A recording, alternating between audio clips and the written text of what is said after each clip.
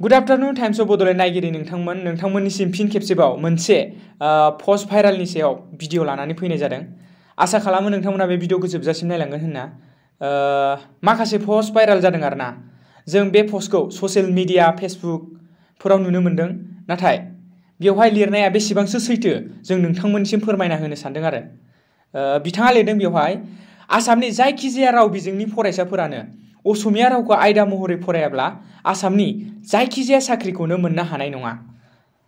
जों बिनि सायाव बुंनो थाङो, जों मिन्थिनाय बायदिब्ला आसामनि इन्डिजिनास रावखौ मिन्थियाब्ला बोरै लकेल सुबुंनि रावखौ बुजिगोन आरो बिसोरनि दुखु सुखुनि बाथ्राखौ बोरै बुजिगोन जुदि सासे सोरखारि साख्रि मावग्रा सुबुङानो रायजोनि लकेल रावखौ रोङाब्ला।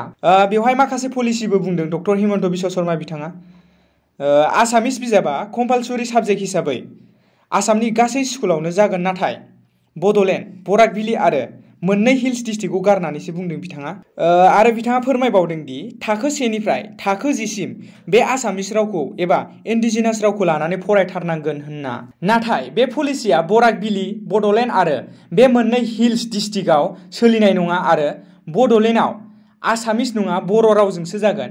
बे खौरां फोसावनाया बेसेबांबा गोबाव जाबाय, नाथाय बे खौरांखौ ससियेल मिडिया, वाट्सएप, फेसबुकफोराव रायजो राजाफोरखौ खर' गुदुं खालामनो थाखाय फोसावगासिनो दङ। बै पस्ट भाइराल खालामग्राया थामथियाव लिरनानै होदों, बिटिआरआव हा-हुफोरखौ गासैबो हारियानो बायलाय फानलायनि मोन्थाय थासिगोन। नाथाय जों मिन्थिनाय बायदिब्ला बिटिसि जायैनि सिगां जायफोर बर'नि अनगा गुबुन हारिफ्राबो बर'जों रायजो खुंबोदोंमोन, बैसोर सुबुंफोरनोसो बायलाय फानलायनि मोन्थायखौ होदों। नाथाय बैसोर गोजाम सुबुंफोरखौ गारनानै दानि गोदान सुबुंफोरनो बायलाय फानलायनि मोन्थायखौ होआखै। आरो बिटिआरआव गामि दानख'जागोन नाथाय थिसनजाया होनना गुबै मन्थ्रिया फोसावदों होनना बुंनायखौ जों खौरां बिजोङाव नुनो मोनाखै। नाथाय जों मिन्थिनो मोन्दों एबा खौरां मोन्दोंमोन बै समनि खौरां फोसावनाय समाव। आरो जों दाबो नुनो मोन्दोंखि बिटिआर एकर्ड बायदियै दाजाबनाय आरो दानख'नाया समान नोजोरजोंसो जागोन। दानख'नायनि बेलायाव बुंनो थाङोब्ला, जाय गुबुन जाथिफ्रा मोनसे गामियाव बर'निख्रुइबो 50% बारा, बैफोर गामिखौसो मोनसे थांनो हानाय आरो थानो हानायनि मोन्थाय होदों।